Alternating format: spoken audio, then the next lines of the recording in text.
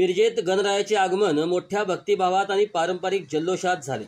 जिथे बहुतांश मंडळी डॉल्बीच्या दणदणाट बाप्पाचे स्वागत करत होती, तिथे मात्र आवटी कुटुंबाने महाराष्ट्राच्या सांस्कृतिक वारशाचे दर्शन घडवले। धर्मवीर संभाजी एकता मित्र मंडळाच्या गणरायाच्या मिरवणुकीत पारंपरिक वाद्याचा निनाद घुमला। उंट घोड्यांची सजलेली झांकी, हलकी जानपथकाची तालबद्ध गजर, वारकऱ्यांचा टाळ मृदुंगाचा भक्तिरस आणि भजनाचा गजर या सगळ्यांनी मिरवणुकीला पारंपरिक महाराष्ट्राचा रंग चढवला।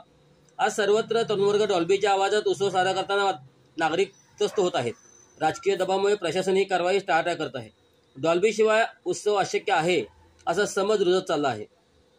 पण आवटी कुटुंबाने मात्र आपल्या मंडळातून पारंपरिक वाद्यावर भर देत महाराष्ट्राच्या संस्कृतीची खरी ओळख जपत इतर मंडळांना एक चपराक दिली आहे।